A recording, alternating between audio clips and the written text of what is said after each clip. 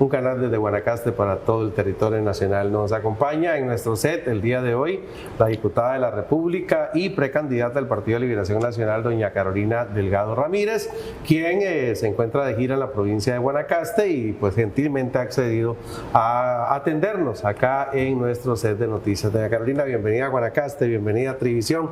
Tal vez nos empieza contando esa visita, ¿qué debemos el honor de tenerla en Guanacaste? Bueno, vengo haciendo un recorrido por la provincia, reuniéndome con alguna gente en campaña, obviamente en estos días. Ya he estado en otras oportunidades y he estado aprovechando para reforzar algunas reuniones en algunos cantones. Doña Carolina, usted está cumpliendo dos roles ahorita, ¿verdad? Sí. Una de precandidata y otra de diputada. Voy a empezar con la precandidatura. Al final vamos a tocar un par de temitas del Congreso. ¿En qué momento, doña Carolina, qué la motiva? ¿En qué momento se decide a postular su nombre ante los seguidores verdiblancos para ser considerada como candidata del partido para las elecciones del 2026?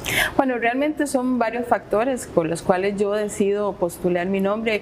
Uno es que Liberación tiene que renovarse. Es obligatorio que en este proceso hayan caras nuevas, hayan propuestas nuevas y podamos hacer una renovación, no solamente que lo merece el partido, sino Costa Rica. Y también mi trayectoria dentro de Liberación por más de 30 años hizo que mucha gente, especialmente la de base, me dijera, bueno, Carolina, ¿por qué en esta oportunidad no aspira y tenemos una mujer candidata en Liberación Nacional?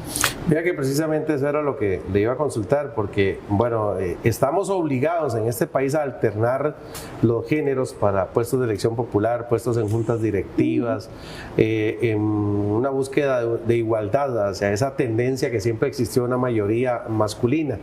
Sin embargo, en una decisión de postularse a la presidencia no se puede obligar a que uno sea de uno y otro sea de otro. Y siempre las mujeres, al menos Liberación ha dado la única mujer presidente que ha tenido este país, y muy pocas precandidatas dentro de Liberación, porque otros partidos sí lo han hecho.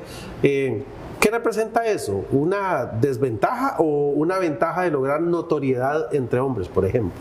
Yo creo que ha sido ambas cosas. Ha sido difícil abrirse espacio, y no solamente lo digo dentro de Liberación Nacional, sino en la política costarricense, pero creo que ya la democracia empieza a tener una madurez y empezamos a entender no solamente la sociedad, sino nosotras como mujeres, que tenemos la capacidad, que tenemos las condiciones para aspirar a los más altos cargos, ya sea locales como a nivel nacional.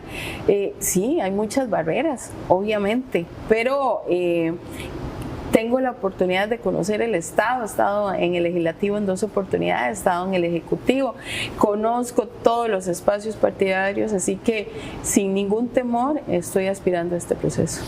Si el plan de gobierno de Carolina Delgado estuviera escrito en una agenda en la que usted iría haciéndole check a cada punto, ¿cuáles serían esos 3 o 4 primeros renglones de la agenda de Carolina Delgado, presidenta?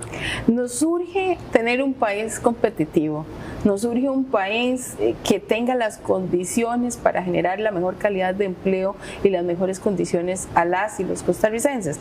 Entonces, ¿qué tenemos que hacer? Uno, tener una educación de alto nivel, de profesionales que sean de exportación, que se vayan a otros países o que los vengan a buscar para producir en Costa Rica. Necesitamos una salud de primer nivel. Hoy tenemos un bache enorme en el tema de salud. Debemos fortalecer la atención primaria de salud, que es importantísimo.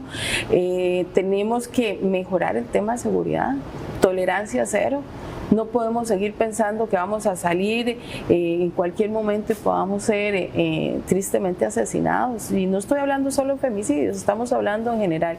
Y eso son parte de las condiciones que hoy están buscando la gente para poder invertir en el país. Entonces, eso de la mano con una buena inversión en infraestructura. En Costa Rica estamos invirtiendo la mitad de lo que invertíamos hace una década. ¿Cómo le vamos a decir a la gente que venga a exportar, que venga a producir, si no tenemos las condiciones en infraestructura para que lo puedan hacer? Hay temas que han calentado la contienda preelectoral, Carolina, por lo tanto me veo obligado a hacerle algunas preguntas. Por ejemplo, la decisión de don Enrique Castillo de separarse, por lo que él consideraba que no era lo totalmente justo, transparente, en igualdad de condiciones para todos los precandidatos, y que un Liberación que se ha separado un poquito de Liberación que él conoció cuando decidió hacerse militante verde y blanco. ¿Cómo la tomó esa decisión de don Enrique? Bueno, realmente es triste porque es una persona con una capacidad enorme, con una experiencia enorme, muy estudioso, un caballero diríamos, y realmente me entristeció ver que se retirara, porque uno le interesa en esto no solamente participar, sino poder tener un diálogo claro y poder discutir los problemas del país. Y yo sé que con don Enrique lo hubiéramos hecho perfectamente. También creo que de alguna manera tiene razón. Todos advertimos que en medio de camino algunas cosas se cambiaron, algunos elementos no fueron respetados. Yo siempre he dicho que no es si participa uno u otro, es que todos cumplamos los requisitos, y todavía yo sigo considerando al día de hoy que hay un precandidato que no cumple con el requerimiento con su condición de militancia liberacionista. Dicen que no hay forma de demostrar que don Álvaro Ramos haya sido o no haya sido, que nadie llega a firmar un contrato para decir de ahora en adelante soy liberacionista. ¿De qué forma le hubiera usted solicitado demostrar esa militancia si estuviera en sus manos, si usted fuera parte del tribunal interno, por ejemplo? Bueno, yo creo que ir a hacer otro partido político hace que yo no sea liberacionista, y lo ha dicho no solamente el partido en su estatuto, en su parte ética dice que un militante que esté conformando otro partido político no es liberacionista y puede ser sancionado éticamente. También lo dice el Tribunal Supremo de Elecciones. El gran problema de esto es que sí, el partido hizo oídos sordos y no quiso ver toda la prueba que aporté en mi caso para definir si era liberacionista o no, ni siquiera lo quisieron ver. Aquí estuvo don Marvin Taylor y yo le pregunté, don Marvin, ¿qué lo hace volver al país para considerar su postulación? Y me dice, no, yo trabajaba en otro lugar, pero vivo en Costa Rica. Eso es como que yo diga, bueno, yo voy a la U en San José, pero sigo siendo liberiano, ¿verdad? Pues voy a estudiar y vuelvo.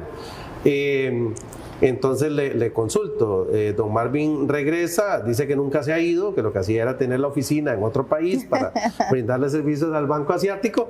¿Es necesaria esa convivencia diaria, doña Carolina, para postular el nombre a un puesto de elección popular, o se puede ahora por la tecnología, por la inmediatez de la información, estar al tanto del país? Yo creo que no hay nada como sentarse con la gente y conversar y ver sus problemas. Nadie entiende lo que pasa en los pescadores, lo que pasa en los ganaderos, lo que pasan las mujeres, si usted no tiene la posibilidad de sentarse a conversar con la gente, de ver los problemas que están viviendo. Uno, además, viviendo, como nos dijo el otro día, 16 años en China, pues las condiciones son totalmente diferentes. Usted me va a decir que puede comparar la situación de China con la de Costa Rica. En este momento no, realmente no lo es.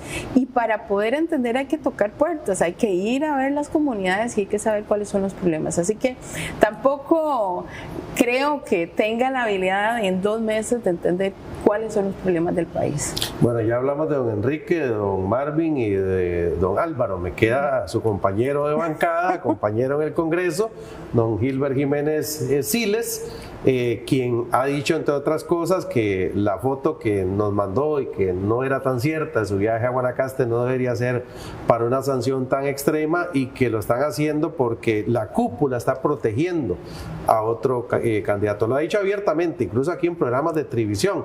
¿Están persiguiendo a don Gilbert para favorecer a otros? Bueno, yo creo que finalmente aquí hay que separar el tema en 2 partes. Una, lo he dicho abiertamente, todos tenemos que tener las mismas condiciones para participar, y en esto oportunamente en un proceso ético debieron haberlo hecho con él de manera transparente y de manera abierta. Y otro es que finalmente sí creo que nosotros como candidatos tenemos que ser totalmente transparentes con la ciudadanía.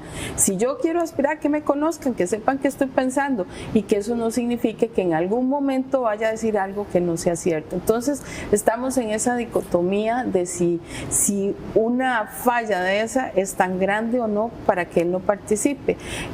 Pero hoy ya el Tribunal Supremo de Elecciones dijo que va a participar. Bueno, todavía estamos a medias porque en cualquier momento... Parece que el plazo de la medida cautelar le va a alcanzar para llegar a la convención. Podemos llevarnos sorpresas, eso es lo que yo creo en cualquier momento. Doña Carolina, hay que firmar cuando uno va a votar. Eso se hace en todas las votaciones, sí, hasta en las nacionales. Sí. Esa firma me vincula con Liberación, dice don Gilbert que no. Bueno, ese es un padrón registro donde lo que finalmente dice es que usted fue a votar. Sí, para no votar dos veces. Para no votar dos veces. No le genera ninguna responsabilidad con el partido. Ya vimos que la militancia no es tan importante para algunos, ¿verdad? Para una cosa sí, para otros no, parece ser. Pero realmente siempre luchamos todo el año pasado para poder tener una convención abierta, para que todos los costarricenses que quieran ir a votar vayan y voten y decidan quién de Liberación puede ser el mejor candidato o la mejor candidata. Y participen, no les va a llegar un cobro judicial el día después de ir a votar, así que no se preocupen. La propuesta de la Asamblea Nacional de que los que ya participaron, los que ya fueron candidatos, los que ya fueron diputados, los que tuvieron varias veces de ministros, no se puedan... no puedan postular su nombre, o no es que no puedan, que ojalá le dieran oportunidad a otros. Es una medida sana dentro de Liberación, pero esto no impide que le sigan hablando al oído a otros. ¿A usted alguien le habla al oído de esas viejas tendencias? No. Yo soy, diríamos, una candidatura independiente, auténtica, sin muletas y sin padrinos. Y creo que eso es lo que necesita Liberación Nacional. Que tengamos ese liderazgo que tenemos desde hace muchísimo tiempo y lo podamos poner en la mesa y poner esa oferta política. Y decirles, somos diferentes, tenemos ideas, tenemos ese liderazgo, lo hemos construido en el tiempo. Lo que pasa es que nunca hemos estado en primera fila. Hemos ayudado a muchos a llegar ahí, pero nunca hemos estado en primera fila y podemos hacer las cosas diferentes, y eso es lo que queremos demostrar en esta campaña. ¿Qué de Carolina Delgado, diputada, podríamos ver en Carolina Delgado, presidenta del país, y qué no se llevaría de la Asamblea, qué no se llevaría el Legislativo para el Ejecutivo, porque usted cree que no le conviene al país? Yo diría que lo más importante, soy muy trabajadora, soy de las diputadas hoy que tiene más comisiones dentro de la fracción, y no solamente es comisiones, las presido. Eso significa que hay que ordenar el diálogo, que hay que ordenar lo que llevamos dentro de las diferentes comisiones. Soy muy estudiosa porque no me quedo solamente con las comisiones, me dedico a estudiar los temas país y doy mi opinión y aporto en eso. Soy una mujer muy decidida y asumo las consecuencias de mis decisiones, y eso es importante porque para que hacer cambios reales hay que tener el conocimiento y la capacidad de soportar las consecuencias de las decisiones, porque no todo el mundo quiere cambiar. Y eso es uno de los elementos importantes.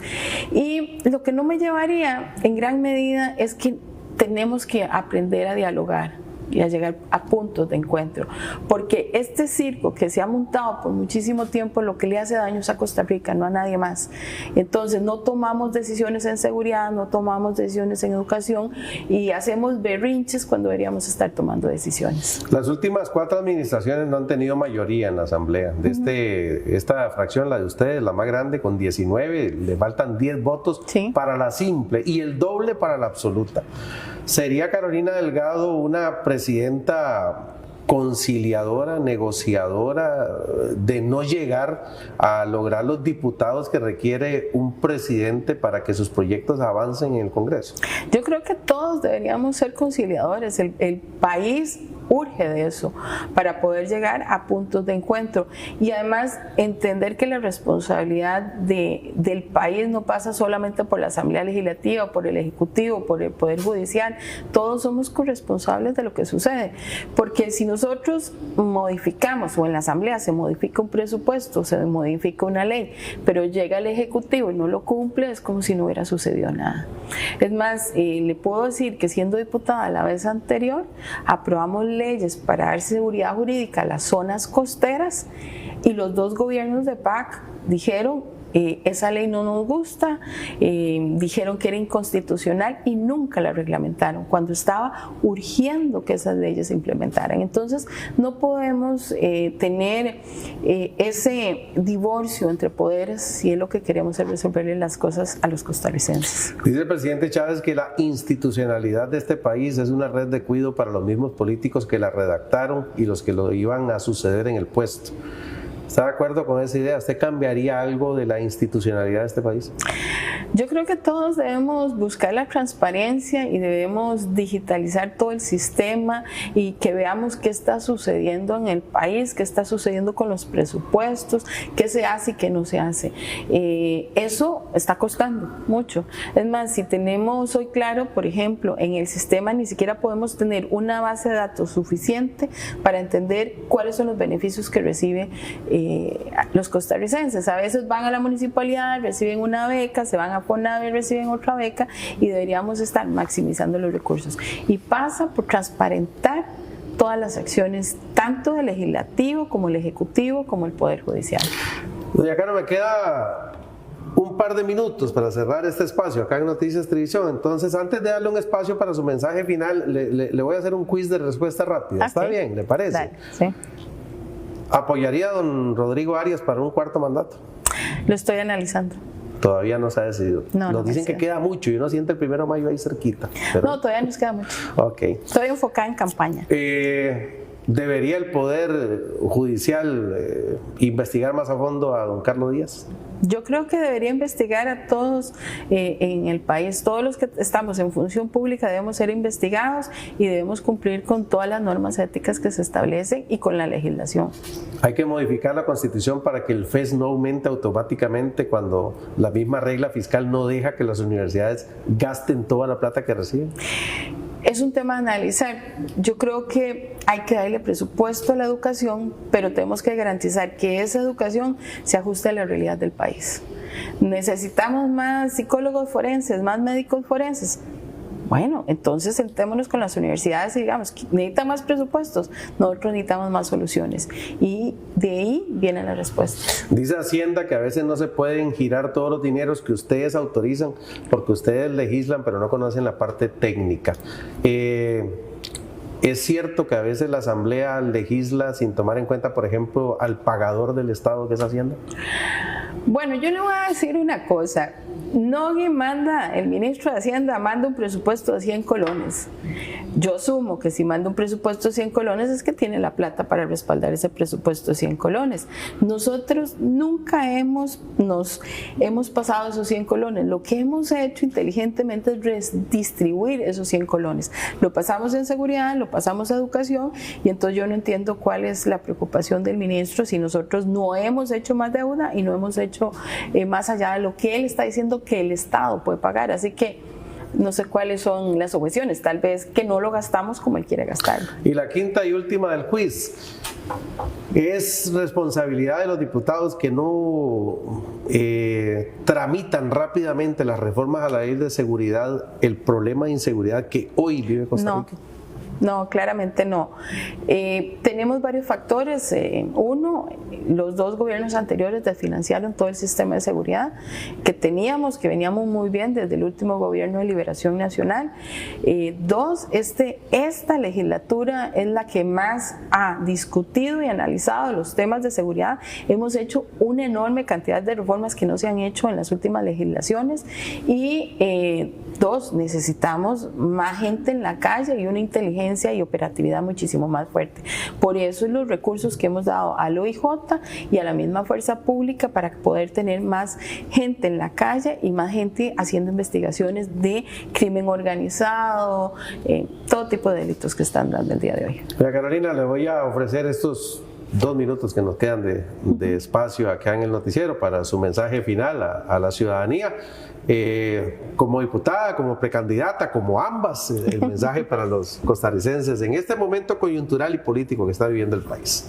Yo creo que hoy tenemos que pensar en lo importante, y lo importante es que Costa Rica debe cambiar. Costa Rica necesita decisiones, necesita tomar todos estos elementos que nos han hecho grande como país por muchísimo tiempo y volverlos a reconstruir. Necesitamos una Costa Rica próspera con las condiciones suficientes para que usted pueda trabajar, para que pueda tener empleos de calidad y se sienta seguro y se sienta tranquilo. De aquí a el 6 de abril vamos a tener muchos espacios más para coincidir. Incluso usted está invitada y de verdad muchísimas gracias. Ya nos aceptó la invitación al debate de Liberación Nacional, así que nos veremos en el camino de aquí al 6 de abril y podría ser que de ahí en adelante mucho más. Bueno, yo estoy segura que sí va a ser muchísimo más. Eso será decisión de los liberacionistas. Así es. Bueno, y a Carolina, muchísimas gracias. Igualmente. Muy amable por su tiempo.